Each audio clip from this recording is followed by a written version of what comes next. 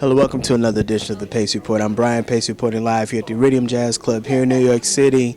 Tonight, bassist, composer, and educator Ben Wolfe is performing selections off his recent MaxJazz album imprint called Here I See. And this album is very different from his past projects. One, he's being accompanied by an ensemble of strings, and two, he has a dynamic platform of great jazz musicians accompanying him, including J.D. Allen, Russell Malone, Marcus Strickland, as well as Wynton Marsalis. We sat down early and we talked the concept about this new record. We also discussed his role as a leader as well as an instructor, and we also talked about some of his musical influences, which range from Leroy Vinegar to Charles Mingus as well as Ray Brown. So sit back, relax, and enjoy the sounds of Mr. Ben Wolfe live here at the Iridium Jazz Club here in New York City.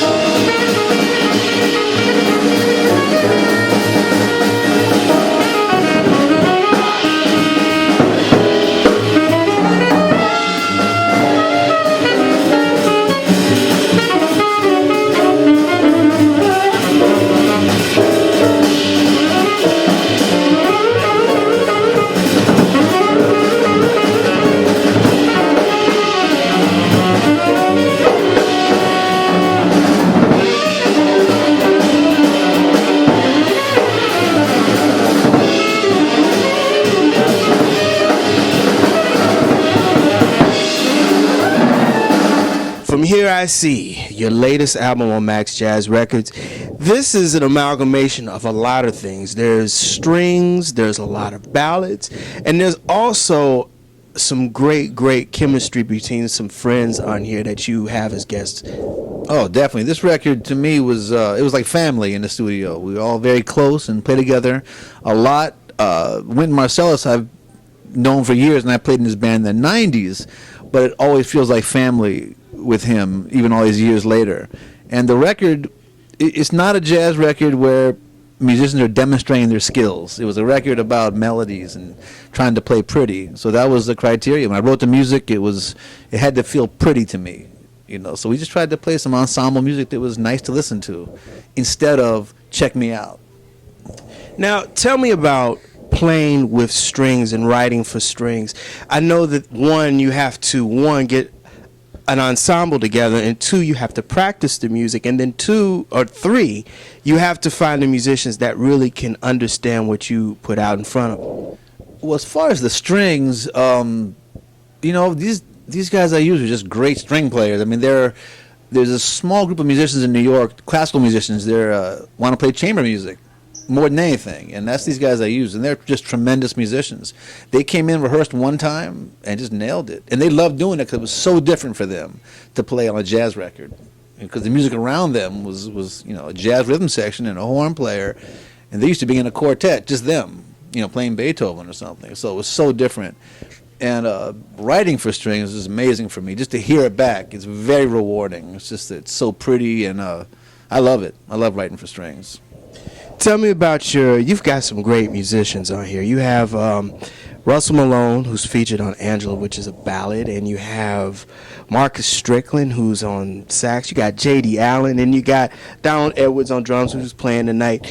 What is it about the chemistry, and also Orrin? Orrin, you guys play in different ensembles together. Well, me, Orrin, and Donald, we're family. You know, we play together, and we have a conversation on the stage and off, and it's the same conversation. It feels the same with them around the dinner table as it does on the bandstand. I love playing with them. It's a very special connection, and it's one that I value very much. And it's hard to describe because it's for me it's unusual and nothing like I've experienced before. Just the way it feels. We don't discuss how we're gonna play. We don't talk about what side of the beat we're going to play on or any of that kind of stuff. We just play. And it's really like a conversation, and we enjoy playing together, and we listen to each other. We get as much enjoyment from the other person playing than ourselves. So it's really a team thing. I think the three of us are all ensemble players, team players. We like to play for the band. So when we connect together, we share a similar concept that way. As far as the other musicians, Russell Malone, I've known Russell since 1985, so we go back to being kids moving to New York or coming to New York, and we played together with Harry Connick Jr. and Diana Krall. Marcus Strickland, I used to play with him some in the band I had before this band, and he's on a couple records, so I brought him in to play on 2 tunes. Who else did you say? J.D. Now, J.D., I've known J.D. for years. We haven't played together. But he has such a beautiful sound, and we're playing ballads, and I thought, I'm getting J.D. to have this beautiful sound. I just had a feeling about him, and he sounds great, and I love playing with him as well. Who else is there? And Wynton, which we talked about already. Who else? Is that it? That's it. Okay, a lot of guests.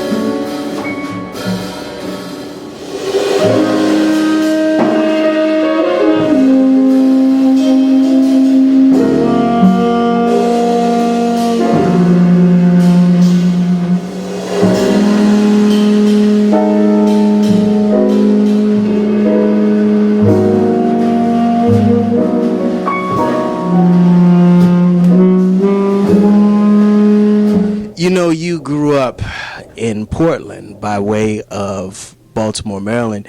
Tell me about how you got into the bass. I mean, when did you find music in your psyche growing up? Well, my father was a musician. He played violin in the San Antonio Symphony for one season and quit music. And my mother is a huge fan of music.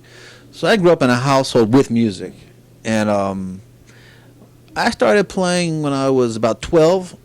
My best friend in grade school played music, so I just copied him, basically. And I sort of found my home. I mean, I remember when I was a kid, he taught me how to play. I started playing tuba. And at lunchtime, we'd go into a practice room.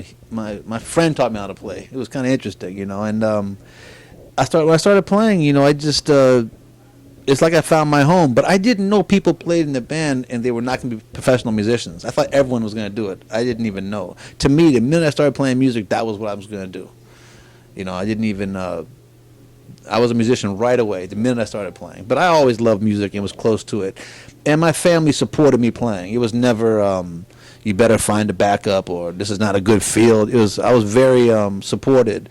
But my father was very hard on me. It was kind of like if I got a bad grade in English, that wasn't acceptable. But if I played out of tune, I would be cursed out. If I talked on stage, I would be cursed out. If I play, you know, he was really hard on me, kind of like the father coach kind of thing. He was like that with music, and we laugh about it now. But it was sometimes hard because I was a teenager, didn't want to be told anything. Much less you didn't play one note in tune all night, son. You know, but it was great. I learned a lot because of it. But he waited until he saw that I was serious about music. And, you know, that really helped me a lot. When did you get hit by the jazz bug? Again, my father played me records when I was a kid. You know, Lester Young and Monk and Bird and Train, Paul Chambers, Miles. My father played all those records for me when I started playing music. Because he said he thought I was going to end up being a jazz bass player, even though I wasn't then. But I played tuba and trombone, electric bass. You know, when I was a kid, my plan was to be an Earth, Wind & Fire. That was my plan. And my father said, no, you're going to play jazz more than likely. You'll probably play upright. And he sort of saw it, and he was right. But it took me a while, but when I got to the upright bass, again, it felt like home. I mean, it's like, okay, this makes sense. But I was doing a lot of different things. I was playing in top 40 bands. And I was working, you know, professionally when I think I started playing when I was 16 maybe. So I started working young in top 40 bands, that kind of thing, in the West Coast. But when I started playing jazz and upright bass, it made sense, and it felt like, again, like home. So then I moved to New York.